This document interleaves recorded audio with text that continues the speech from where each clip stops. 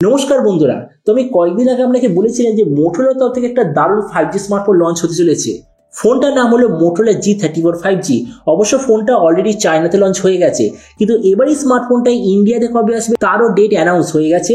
ফোনটা ইন্ডিয়াতে লঞ্চ হবে 9th জানুয়ারি। তো এই জন্য এই ভিডিওতে আমরা ডিসকাস করবো এই যে মোটোরোলার নতুন স্মার্টফোনটা যে আসতে চলেছে, এটার পুরো স্পেসিফিকেশন, প্রাইস, আর যে দাম এটা লঞ্চ হবে তো সেই দাম এটা কি সবচেয়ে ভালো ডিভাইস হবে কি হবে না, এই ভিডিওতে আমরা এটা সম্বন্ধে আলোচনা করব। তো চলো শুরু করছি ভিডিওটা কোনো সময় নষ্ট না করে। আপনি যদি গ্যাজেটাল বাংলা চ্যানেলে প্রথমবার আসেন আর এরকম বাংলা টেক ভিডিও ডেইলি দেখতে চান তো গ্যাজেটাল বাংলা চ্যানেলটা সাবস্ক্রাইব অবশ্যই করে নেবেন। তো প্রথমত আলোচনা করবো এটা ডিজাইন সম্বন্ধে। তো যেমন আপনি দেখছেন এই যে মোটোরোলা G34, পেছন দিক থেকে দেখতে হবে এক্স্যাক্টলি এরকম।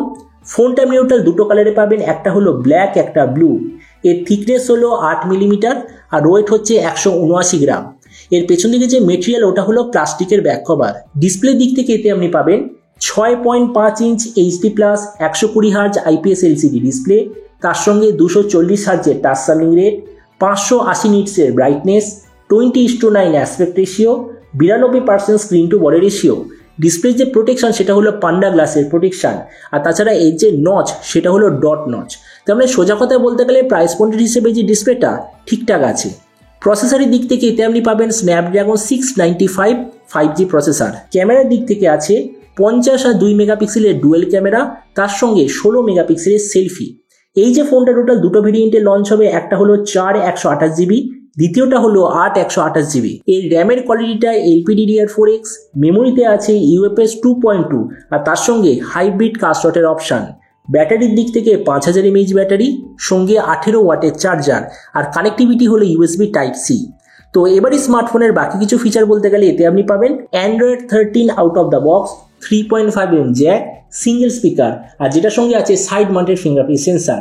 আর এই সফটওয়্যার আপডেট সাইকেলের দিক থেকে বলতে গেলে 1 বছরের মেজর OS আপডেট আর 3 বছর সিকিউরিটি আপনি দেখতে পাবেন।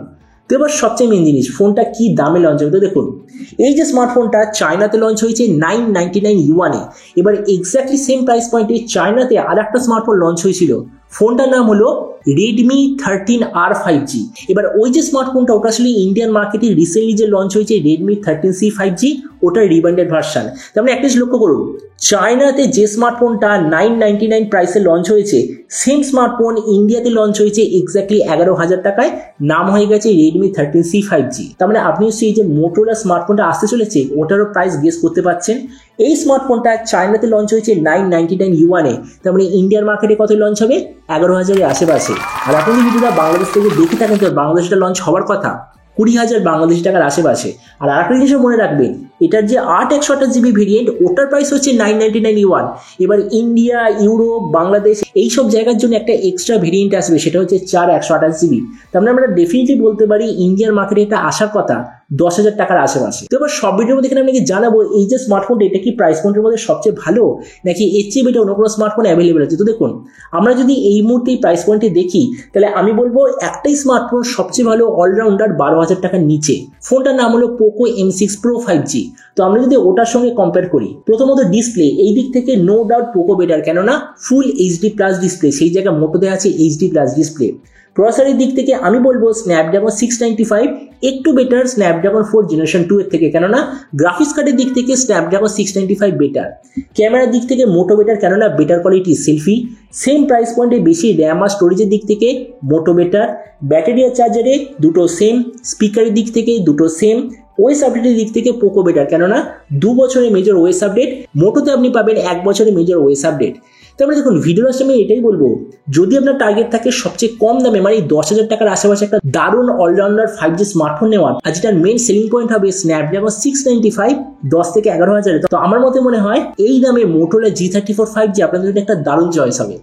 তো এবার আপনি যে কথা অবশ্যই জানাবেন এই যে মোটোরোলা নতুন স্মার্টফোনটা যে আসতে চলেছে এটা স্পেসিফিকেশন দেখে আপনার কি মনে হয়, আর যে দামে এটা লঞ্চ হবে তো সেই দামে আপনি কি এটা নিতে চান নাকি অন্য কোনো স্মার্টফোন আপনি চুজ করতে চান, এটা সব নিচে কথা বলতে আমাকে একদমই ভুলবেন না। তো চলুন দেখা হবে আগামীকাল একটা টেক ভিডিওতে। টিল দেন স্টে টুন আর always remember, think positive, be positive. Thank you.